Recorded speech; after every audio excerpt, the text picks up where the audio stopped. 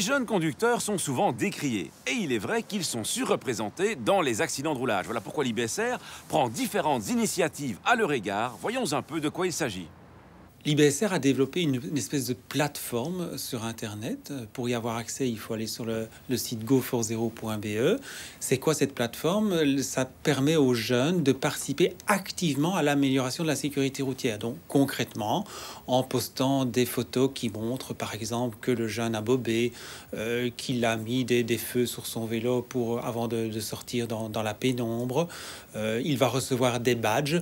Pareil en répondant à des quiz, pareil aussi en signant là la charte de sécurité routière. Il reçoit ce qu'on appelle des badges qui lui permettent justement de faire en sorte d'améliorer son score et in fine, éventuellement de remporter de très beaux prix, dont une voiture. C'est l'une des initiatives prises par l'IBSR pour contribuer à l'amélioration de la sécurité routière pour les jeunes. Il y en a d'autres, notamment le programme Ford, qui lui met activement à contribution les jeunes qui se retrouvent confrontés aux grandes causes de l'insécurité routière, par exemple la perception des dangers, les sources de distraction, bien freiner à temps, donc les distances de freinage, tout cela, le jeune y est confronté dans le cadre de ce programme et c'est très important. On peut peut-être rappeler quelle est la situation des jeunes dans les accidents de roulage. Les jeunes sont surreprésentés malheureusement dans les accidents de la route.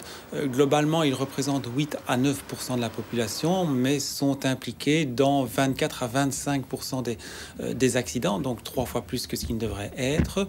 Et de manière générale, on constate aussi un problème lors des nuits de week-end. Donc les jeunes parcourent environ 21% des kilomètres les nuits de week-end, mais sont impliqués dans 35% des accidents qui se passent à ce moment-là. Donc on voit qu'il y a un problème pour tous les jeunes, mais surtout aussi pour les jeunes de sexe masculin, puisqu'un jeune garçon de 19 ans a 6 fois plus de risques d'être impliqué dans un accident que quelqu'un de plus de 24 ans. Donc on voit vraiment là qu'il y a un problème.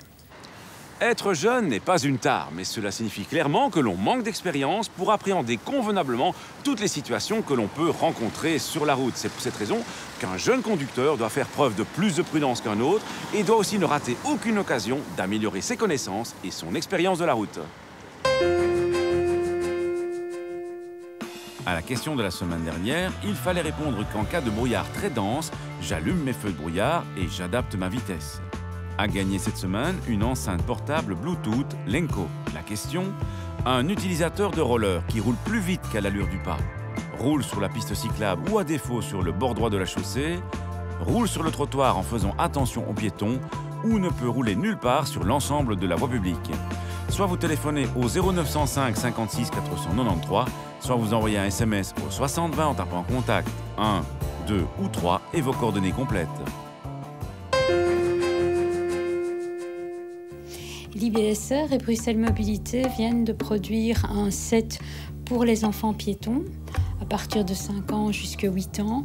Il est plus particulièrement destiné aux écoles et il comprend différents éléments qui ont trait tous au déplacement sur le trottoir et à la traversée d'une rue.